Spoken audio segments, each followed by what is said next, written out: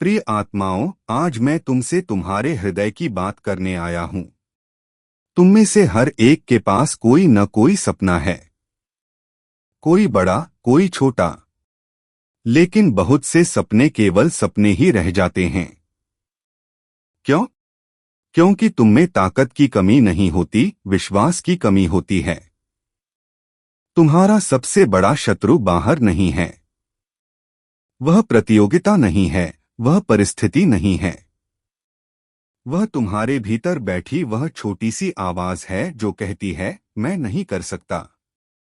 युद्ध भूमि में जब अर्जुन ने अपने ही सामने अपने बंधुओं, गुरुजनों और प्रियजनों को देखा तो वह कांप उठा।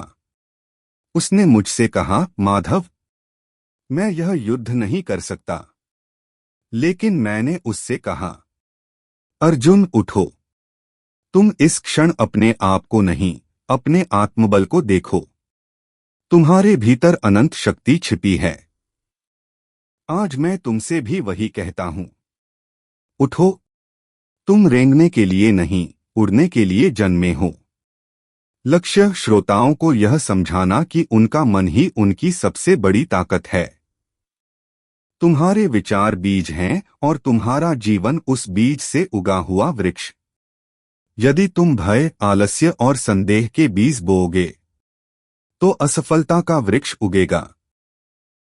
परंतु यदि साहस, कर्म और विश्वास के बीज बोओगे तो सफलता का वृक्ष फल देगा। उदाहरण, कल्पना करो एक किसान की।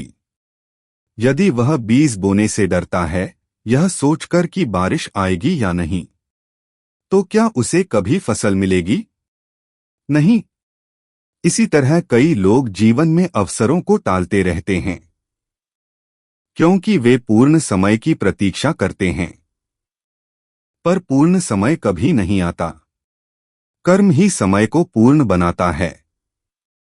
गीता का श्लोक, जैसा मैंने अर्जुन से कहा, कर्मण्येवाधिकारस्ते मा फलेषु कदाचन।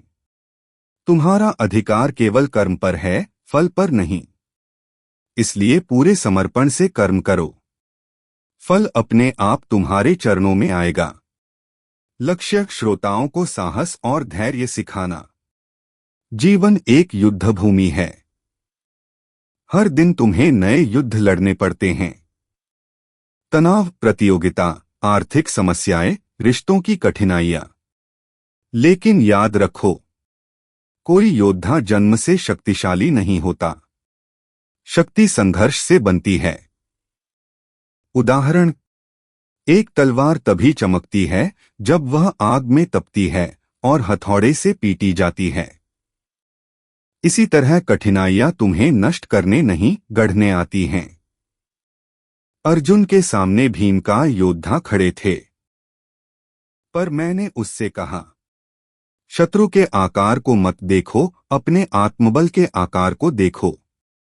तुम्हारी समस्याएं चाहे जितनी बड़ी हों, तुम्हारी आत्मा उनसे कहीं बड़ी है। ध्यान अभ्यास 1 मिनट का।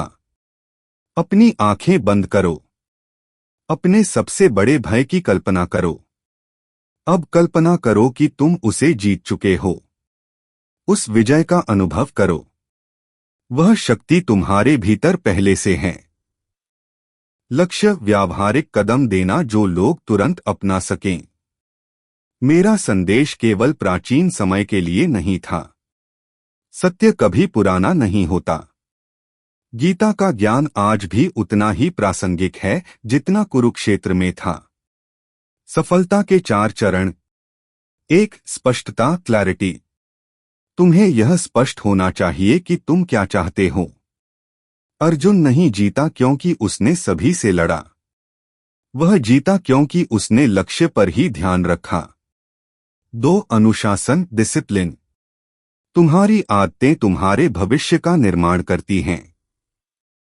प्रतिदिन छोटे छोटे कर्म बड़े परिणाम लाते हैं। 3. विश्वास, फेथ। जब तुम विश्वास के साथ पहला कदम उठाते हो, तब संपूर्ण सृष्टि तुम्हारे मार्ग को सरल बनाने लगती है। 4. कर्म, एक्शन। अवसर सूर्य की तरह होते हैं। देर तक प्रतीक्षा करने पर वे अस्त हो।